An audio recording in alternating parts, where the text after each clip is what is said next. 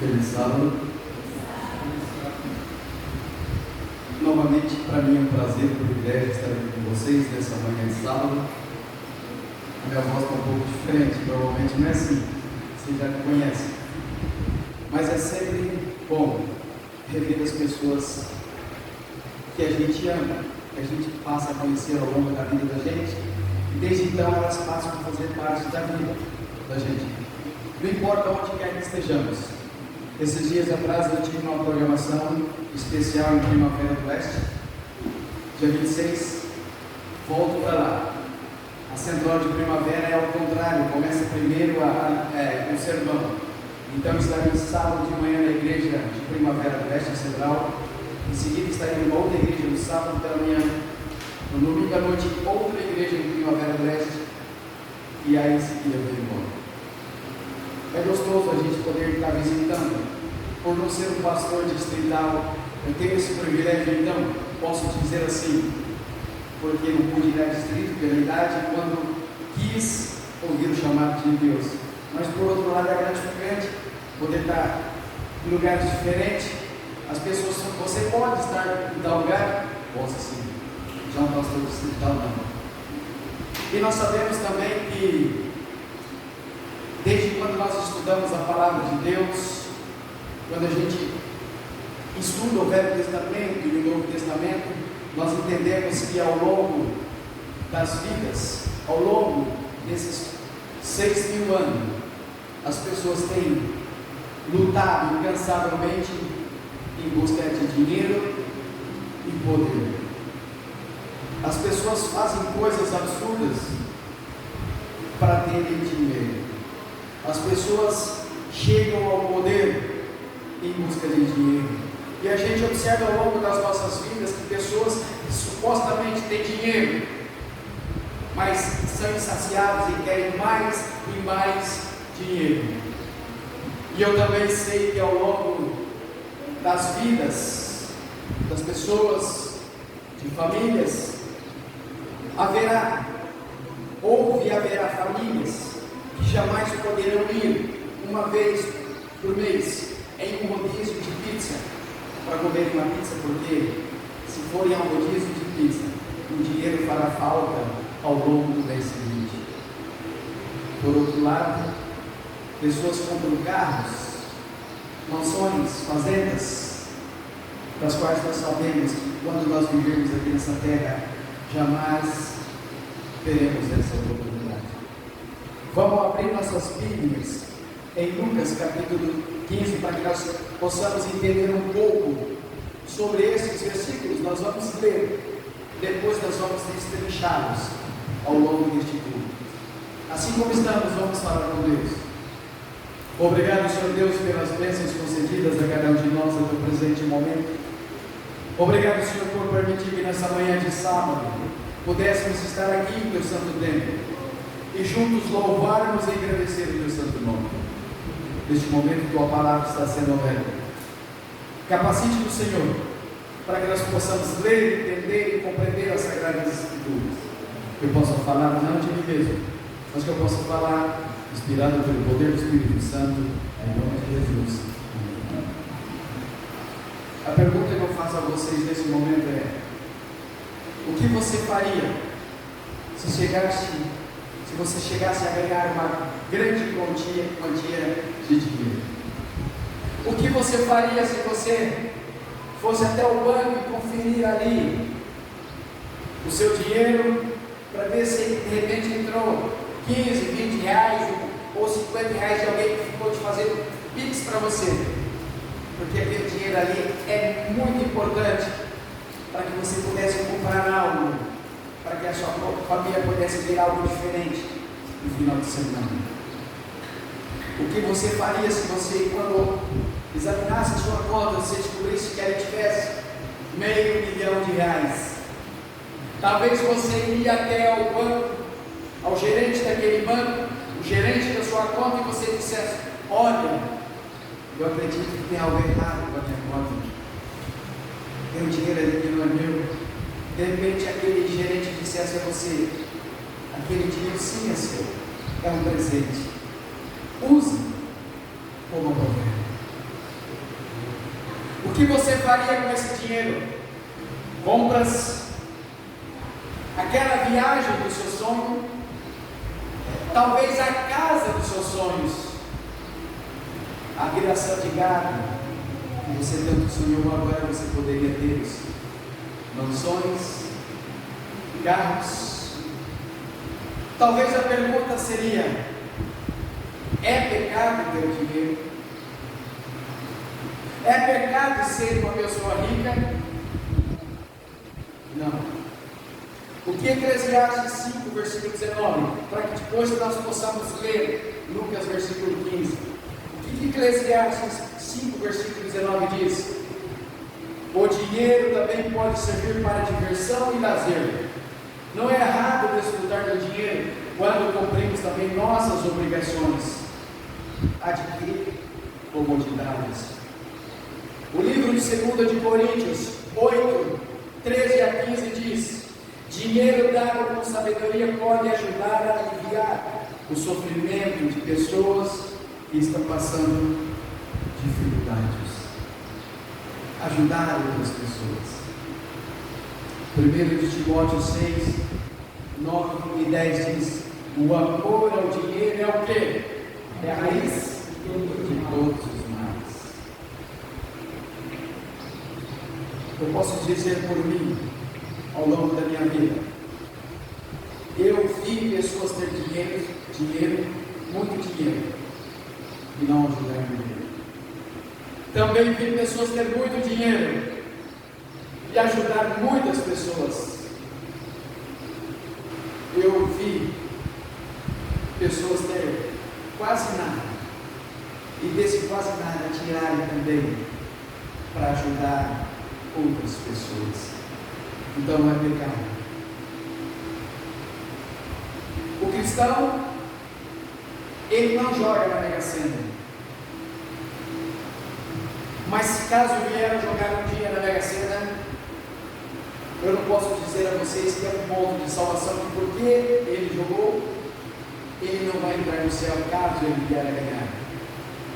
Mas também aqui não estou dizendo que você deva jogar, porque lá no começo, como foi citado aqui em Gênesis, na lição da escola sabatina, com o suor do seu trabalho, comerás do seu pão, viverás com o suor do seu trabalho. Mas eu também sei que alguns adventistas jogam na Mega Sena.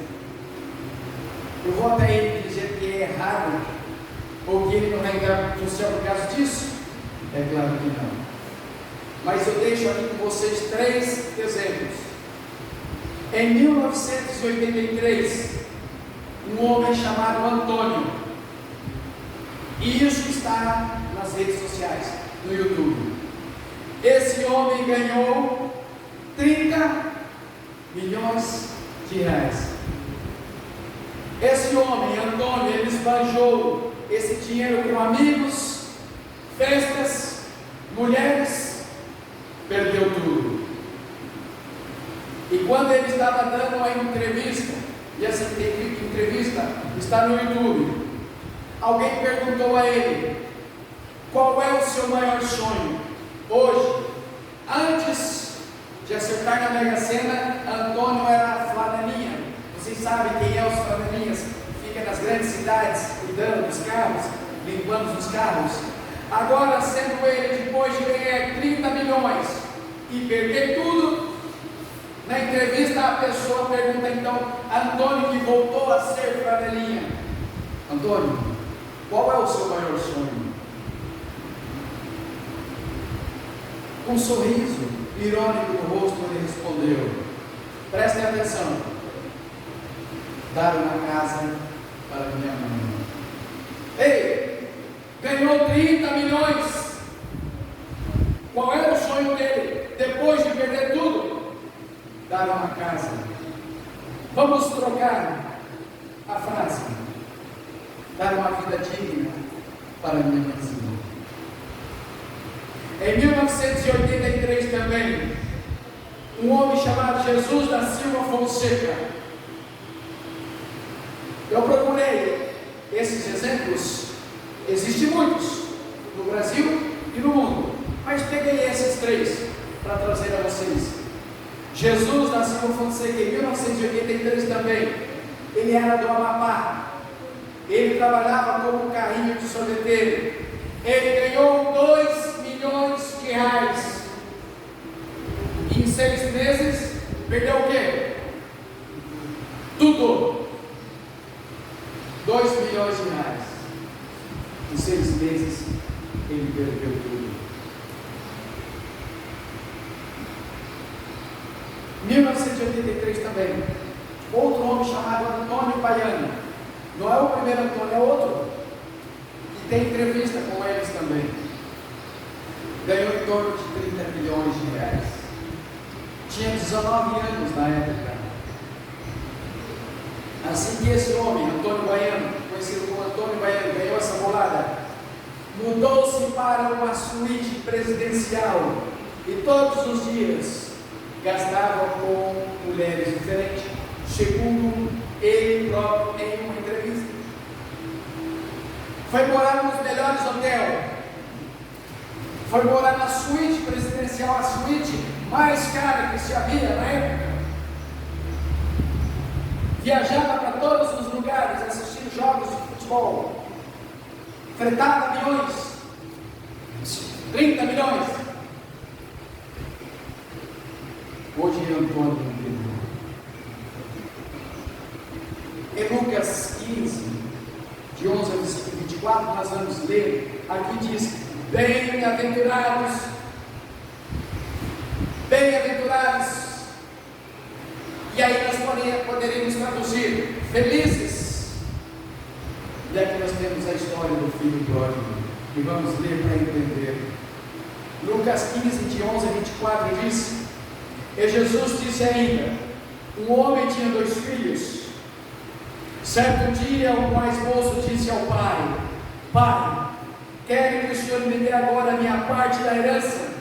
E o pai repartiu os bens entre os filhos. Poucos dias depois, o filho mais moço ajuntou tudo o que era seu e partiu para um país que ficava muito longe. Ali ele viveu uma vida cheia de pecados e desperdiçou todo o que tinha. O rapaz já havia gastado tudo quando houve uma grande fome naquele país. E ele começou a passar necessidades. Então procurou um dos moradores daquela terra e pediu ajuda. Este morador mandou para sua fazenda a fim de tratar de porcos. Ali, com fome, ele tinha vontade de comer o que os porcos comiam, mas ninguém lhe dava nada. Caiu em si, ele pensou: quantos trabalhadores do meu pai têm comida de sobra e eu estou aqui morrendo de fome? Vou voltar para a casa do meu pai e dizer: pai, pequei contra o Senhor e não mereço mais ser chamado de seu filho. Me aceita como um de seus trabalhadores. Então saiu dali e voltou para a casa do pai. Quando o rapaz ainda estava longe da casa, o pai o avistou. E com muita pena o filho correu, abraçou-o e o beijou. E disse: pai.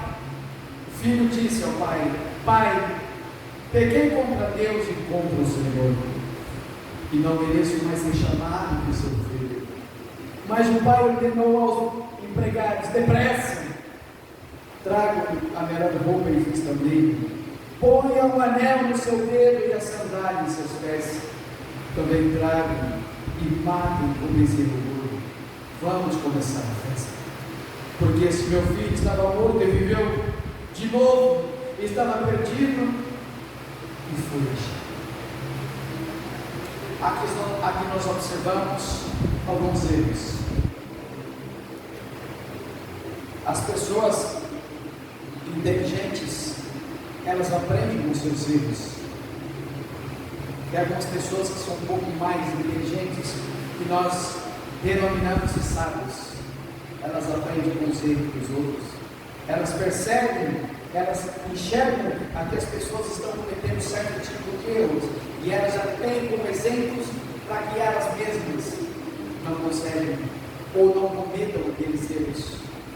E a Bíblia também diz em os 10 mandamentos: honra seu pai e sua mãe, para que se prolongue os dias na terra que o Senhor Deus te dá.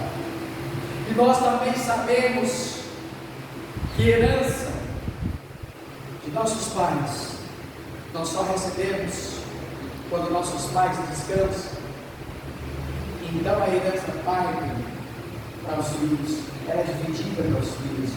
E aqui neste momento o filho vai ver o pai e diz: pai, dê a parte da herança que me pertence. Talvez aquele pai com dor em seu coração, entristecido, ele não dá só para aquele filho mais moço, ele divide entre os dois filhos. E ele cometeu erros que jamais nós como cristãos deveremos cometer. Ele saiu de perto da presença do Pai. Ele deixou de dar ali os pais, princípios e valores. Ele quis viver uma vida independente. Tudo que ele tinha, ele até então não estava dando valor. Se esqueceu da lei da semeadura, que a Bíblia diz em Gênesis 3, versículo 19, e Gálatas 6, versículo 7 também. Temos a lei da consequência, isto é, tudo que o homem planta, ele também vai colher. Adão sofreu grande consequência quando tomou do fruto e comeu. Da lição de hoje de manhã que foi mencionada, a morte do primeiro filho, o irmão no fundo mencionou, ele se esqueceu da lei da semeadura. E nós temos um Deus justo, que Ele permite que nós colhamos exatamente aquilo que nós plantamos. Ele cometeu um erro de prioridade, vivendo dissoluta, diz o texto. O filho pródigo buscou os prazeres como prioridade da sua vida. Existem muitas pessoas que desde muito jovem, eles começam a priorizar as coisas porque sabem, segundo aprendeu com os pais, que lá no futuro poderá vir a fazer falta. Então desde muito jovem, eles começam a guardar parte daquilo que eles ganham. Outros como eu, vivem uma vida dissoluta. Eu vivi muitos anos da minha vida gastando de forma errada, não guardei o que tinha, mas ainda tenho tempo de conseguir alguma coisa para que eu tenha um futuro um pouco melhor, porque pessoas que já estão na minha idade, já estão com o futuro deles garantido, não são ricos, mas também sabem que não passarão necessidade, porque ao longo dos anos, até aquele momento, eles juntaram, eles guardaram, eles investiram, pensando no futuro, e pensando no futuro dos filhos. O filho pródigo buscou os prazeres como prioridade da vida. Quando nós deixamos o que é importante de lado, nós cometemos o mesmo erro de prioridade.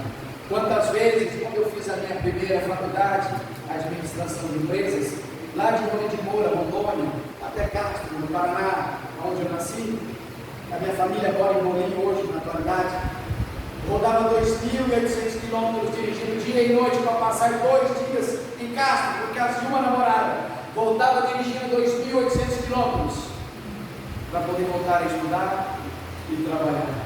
Gastava dinheiro todo. Desperdício. O filho pródigo dissipou todos os seus bens. Ele consumiu tudo porque ele tinha dinheiro.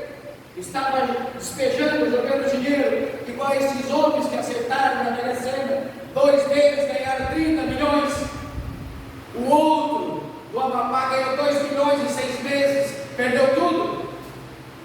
Hoje, não sou pastor distrital porque terminei teologia da área de vocês. Já sabem, eu contei isso aqui para vocês. Mas estou terminando minha 7ª faculdade. E agora estou trabalhando no ramo imobiliário. Estou tendo agora minha própria imobiliária em Varza Grande também. Agora, depois de mais velho, estou pensando em comprar terrenos e aos poucos construir para alugar. Mas se eu ganhasse hoje, trabalhando no ramo imobiliário, eu investiria tudo em terrenos, porque eu sei que imóvel valoriza, móvel como carro, motos, isso desvaloriza. 2 milhões hoje, eu já investiria no meu futuro e fazia rendê-los, assim como administro imóveis de outras pessoas. Elas vivem das rendas. faria isso. Se eu tivesse pensado, quem sabe, há 25 anos atrás, hoje também eu estaria tendo uma vida mais tranquila. Esse homem do Amapá, esses dois Antônio e o Antônio Baiano, foram 30 milhões. O Antônio Baiano, de vez de comprar uma casa e morar, foi viver numa suíte presidencial em um hotel. 30 milhões, desperdiçou.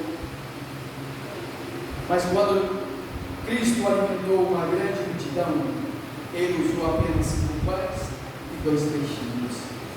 E a Bíblia menciona que, se contar mulheres e crianças, havia 5.000 homens. Houve falta de previsão neste momento do filho pródigo, e essa parábola do filho pródigo era considerada a pérola das pérolas das parábolas, não é, pastor? Nós temos 42 parábolas, 40 do Novo Testamento e 2 do Velho, e essa parábola era considerada a parábola das parábolas, a parábola do filho pródigo. E o que é o filho pródigo? Depois de se afastar do pai, ele volta para o pai. O que ela serve para nós como exemplos hoje?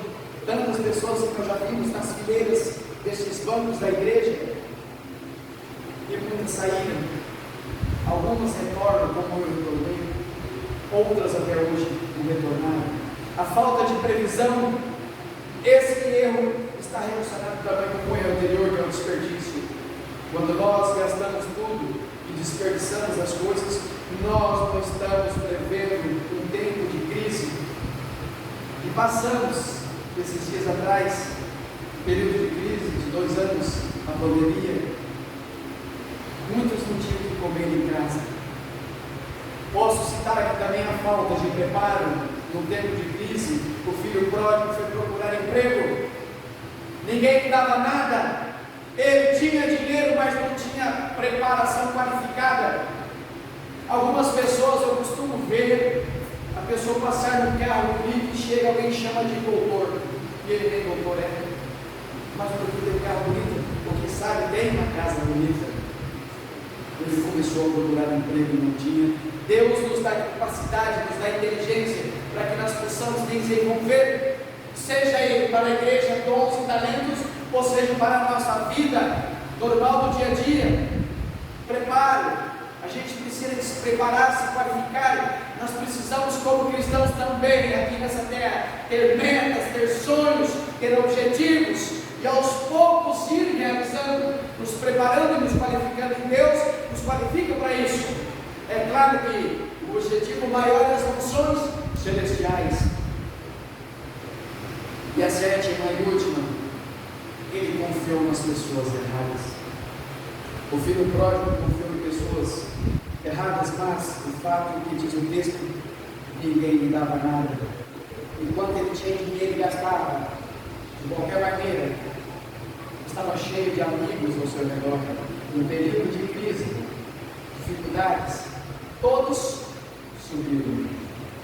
Mas havia alguém distante que todos os dias observava aquele carregador empoeirado da eminência de alguém diferente em vir. E se esse pai visse esse alguém diferente, com certeza esse pai saberia que era o filho que ele tanto amava. O filho que muito jovem chegou: pai, dê-me a parte da herança que me pertence. Mas esse pai, a Bíblia menciona, não desistiu do seu filho. Talvez todas as noites o pai dormia, colocando a cabeça no travesseiro, orando a Deus e clamando, na esperança de ver o filho voltar. Mas houve um momento que o filho voltou. Mas o filho confiou em pessoas erradas, e houve consequências. E aqui eu menciono 3: necessidade, humilhação, solidão. E eu acrescento uma 4ª: consciência pesada.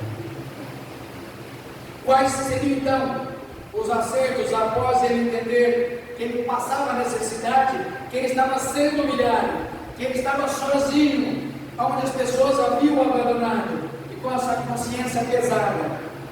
Quais foram os acertos desse filho pródigo? E aqui destaco 3: humildade, arrependimento e confiança. O filho pródigo reconheceu as suas faltas, os seus erros, quizá falhas de caráter. Ele se arrependeu porque ele caiu em si. E quantas pessoas que se arrependem caem em si e voltam para dentro da igreja? Confiança. O filho pródigo sabia que podia confiar em seus pais. Ele sabia que seria recebido de volta. E antes de concluir, eu sempre digo que a minha família é o bem mais precioso do que eu quero. Qualquer problema ou dificuldade, se eu entro em contato com alguém da minha família, minha mãe ou minhas 3 irmãs, todas já se preocupam comigo. Dezembro agora, para 5 anos que eu não tenho mais de meu pai. Descansou do Senhor. É por isso que quando eu tenho tempo e tenho um pouco de dinheiro, eu vou até onde mora, Antônia. Passo lá uns 3, 4 dias com eles e volto. Às vezes mesmo sem poder, mesmo a grana estando curta, mesmo assim eu vou. Porque chega um momento em nossas vidas que a gente não sabe se a gente vai deitar, respirando, e vai no outro dia pela manhã estar respirando. A gente não sabe a minha trajetória agora quando eu vou voltar para casa. Eu vou pegar a minha mãe agora e vou levar ela na rodoviária que ela está indo para a Rua de Moura. Eu não sei se eu vou chegar em paz, com segurança, até a cidade de Várzea Grande. É perto. Vocês que moram aqui, Nossa Senhora do Livramento, quantos acidentes vocês ouviram falar daqui para Várzea Grande, que é perto, não é longe, e pessoas morreram? A cada segundo, no planeta hoje, quase 2 pessoas morrem a cada segundo. A Bíblia menciona Isaías 55:6, o próprio Jesus nos diz: busque-me enquanto eu estou perto, busque-me enquanto eu posso ser encontrado. É Jesus que nos está dizendo. Eu digo, em complemento de Isaías 55:6, está em Tiago 4, versículo 14, que diz que a minha vida, que a nossa vida, ela é como a neblina, ela é como a fumaça, que nós vemos por um instante, já não vemos mais. Mas dessa história especial do filho pródigo, o pai, todos os dias, ele ficava na iminência de ver o filho voltar. Mas teve um dia que o pai, olhando naquela estrada empoeirada, ele observa que algo diferente estava vindo, era uma pessoa diferente. O filho estava vindo ao encontro do pai. O pai vai ao encontro do filho. O pai o abraça, beija e diz que o ama. E o filho havia treinado algumas palavras para dizer o pai. Talvez o pai disse: filho, não precisa dizer nada. Basta a sua presença aqui, filho, não precisa dizer nada. Traga um calçado para o meu filho. Traga um anel para o meu filho. Matem a melhor vaca, o melhor bezerro. Vamos festejar. Vamos comemorar, porque meu filho estava perdido e retornou. Mas a Bíblia também menciona que quando Jesus esteve nessa terra, ele veio para buscar, salvar o que havia perdido. Houve um momento na vida de Jesus que ele estava diante de uma mulher pecadora. Ele estava pregando diante de um templo, uma praça, e Jesus estava rodeado de pessoas, e de repente ele percebe que longe estava vindo uma turma, um grupo grande de pessoas, de enfurecidos, e nós podemos colocar no meio dessas pessoas, escribas, fariseus, doutores da lei, que arrastaram uma mulher e traziam ela e atiraram ali aos pés de Jesus. Era uma pecadora. A Bíblia menciona uma prostituta. E ali então, quando aquelas pessoas estavam vindo, aquela multidão que rodeava Jesus, abriram para que elas passassem. Eram os escribas, eram os fariseus, eram pessoas que gostavam de ser saudáveis por todos da época. Eles se consideravam melhores que os outros. Eram os representantes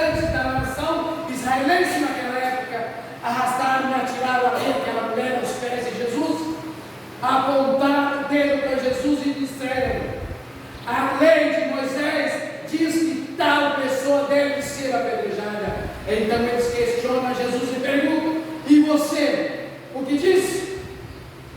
É verdade. Mas a lei de Moisés também dizia que quando uma pessoa era pega em adultério, não era só uma mulher, precisava de uma outra pessoa, de um homem. Aonde estava o homem?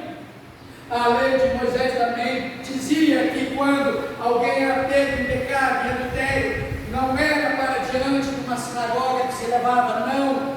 Eles arrastavam aquelas pessoas para fora do acampamento, enterravam aquelas pessoas até a cintura.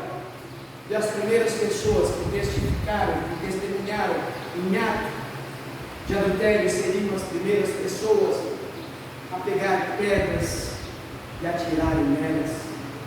Então Jesus estava ali,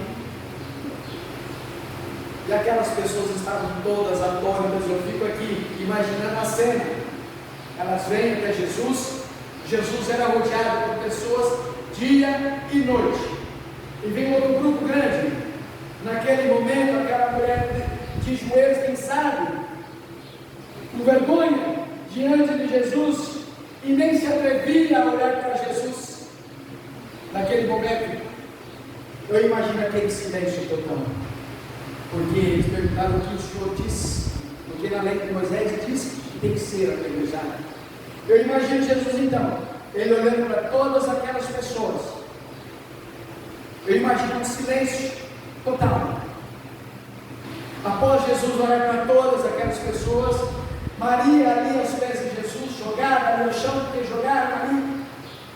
Jesus, calmamente, ele se agacha ali no chão e começa a escrever. Quem sabe Marcos, mentiroso, Pedro, assassino. A Bíblia menciona que Jesus começa a escrever o nome e os pecados daquelas pessoas que estavam condenando naquele momento aquela mulher. É o que a Bíblia diz. A Bíblia também menciona que aos poucos as pessoas começam a ouvir pedras caindo ao solo, as pessoas virando as costas e indo embora. Naquele momento só está Jesus, Maria Madalena e aqueles que já estavam perto de Jesus antes. Eu imagino Jesus pegando na mão daquela mulher que diz: filha, olhe para mim. Ela olhou para Jesus e Jesus perguntou: filha, cadê as pessoas que te condenam? Ela olhava para um lado, olhava para o outro. Aqueles que haviam arrastado ela até ele já teriam saído e ido embora. Então Jesus disse: tampouco eu te condeno. Vai, filha, vai, e não peques mais.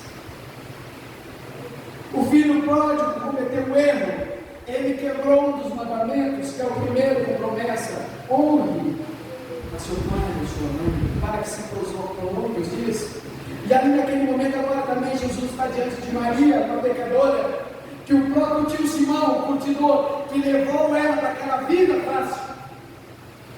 O pastor Morris Mendel, em seu livro Como Jesus Tratava as Pessoas, diz que era Simão o curtidor que levou a própria sobrinha para cometer aqueles crimes. Então, ela estava em Magdala, porque Maria Madalena vem da palavra Magdala. Ela ouvia falar desse Jesus que curava, que ressuscitava, que perdoava, mas ela ainda não havia tido, pastor, esse encontro pessoal com Jesus. Mas naquele momento, quando Jesus está um pouco te condena, ela teve um encontro pessoal com Jesus.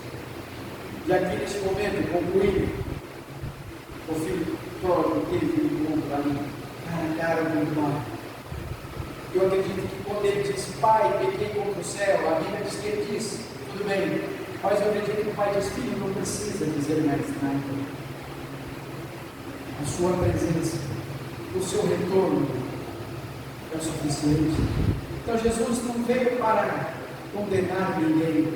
Quando ele esteve na terra, ele veio para buscar buscar e salvar. E é o que nós continuamos fazendo até hoje. Tentamos a cada dia dar o melhor, buscamos a cada dia dar o melhor, porque haverá um dia que não haverá mais retorno. Deus, na figura do Pai, tem paciência com seus filhos pecadores. Deus nos recebe de braços abertos quando somos humildes, reconhecemos, entendemos e mudamos. Como o filho mais velho, muitas vezes focamos no menos importante. O pai não focou no dinheiro que havia mal gasto. O pai estava focando, era no filho que estava voltando. E é com esse pensamento que nosso amigo DJ vai colocar o som no final. E ao tocarmos esse hino, nós possamos meditar na letra desse hino e que nós possamos nos preparar. Jesus está voltando. O mais importante hoje, para que os irmãos saibam, não é a volta de Jesus, é como está a nossa vida se Jesus voltasse hoje. E de repente, para mim, para você, de hoje para amanhã, Jesus poderá voltar para nós. E nós só estaremos no túmulo, aguardando a sétima trombeta, onde que 1 Tessalonicenses 4, versículo 16 e 17 diz que é o toque da sétima trombeta. Os que morrerem em Cristo ressuscitarão primeiro, e por ocasião da volta de Jesus, os que estiverem vivos serão transformados e vamos encontrar com Deus nos ares. Se é esse o desejo do seu coração, vamos nos tocar em pé, vamos cantar o hino final.